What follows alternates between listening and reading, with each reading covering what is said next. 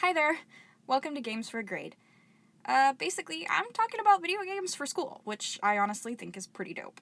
This channel is a part of my game design and graphics course, where I'll be analyzing and breaking down games, as well as talking about progress for the games that I'll be making with groups during this semester.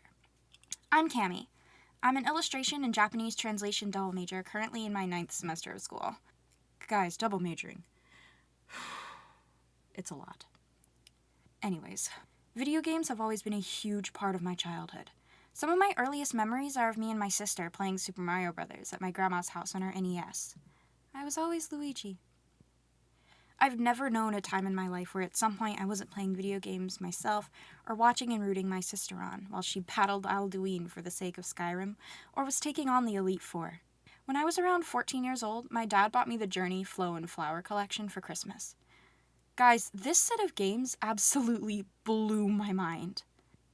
Playing Journey that Christmas set me on a totally new path and completely changed how I thought about games and using them for storytelling. My goal is to do what Journey did for me, to put that same rush of emotions and sense of adventure into a game without honestly ever saying a word. I'm going to stop gushing about Journey now, because if I start, I'm not stopping.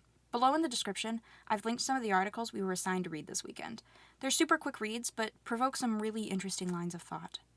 With the creation of games like Journeys and smaller companies making such popular material, it really leads to a whole new realm of opportunities for diversity and inclusivity in game design.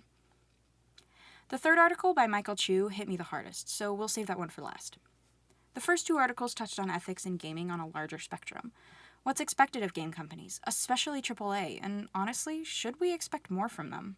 I truly believe that all game designers should take into careful consideration who their audience is and how the material in their games will affect their players. The first article, published by the New York Film Academy, mentioned how in a lot of mainstream games we see a pretty widespread use of nudity, language, and violence. This has been a point of controversy in games for a while. It's true that designers should be mindful, but to boil it down to a simple point, I think the responsibility of what young viewers and children are consuming shouldn't really fall on the studio's shoulders. As long as they're making it clear who their intended audience is and using the proper rating methods, I think they should be able to kind of do what they want. If the designers feel it's best for world building and believability that those elements are included, I think they have every right to do so. Michael Chu's article spoke on careful and thoughtful storytelling in video games, and this is kind of where I want to focus. With the rise of indie studios and developers, we're seeing more diverse perspectives come to the surface.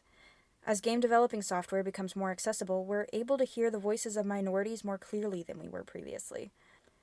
It opens a world of opportunity to hear and have a more hands-on experience through gameplay, with cultures we might not have been previously exposed to. Of course, this also stretches what we're considering gameplay. Games like that Dragon Cancer, which are more of an experience than some would call a traditional game. However, it gives a raw experience of something, thank God, not everyone has to go through. Moving through a game requires you to make choices and move in a direction you might really not want to go, instead of just watching it happen to a third party. I really look forward to seeing what 31st Union is going to do. And if people like Michael Chu are at the helm, who are consciously thinking about avoiding stereotypes and truly diving deep into the cultures that they're trying to represent, I think the future of gaming and ethics in gaming is in pretty good hands. To tie things up, I'll briefly mention my goals for the future and my deepest interests in the game world for the sake of my future group partners. While most of my art is quite poppy, bright, and used as a method for escapism, I have two pretty differing passions in gaming. While I long to be able to create games like Journey, which are kind of a peaceful, somber, and quiet experience, I think the horror genre is incredibly complex and offers amazing opportunities for deeper comments on the world around us, as well as pulling the player into a different world and creating a truly unique experience.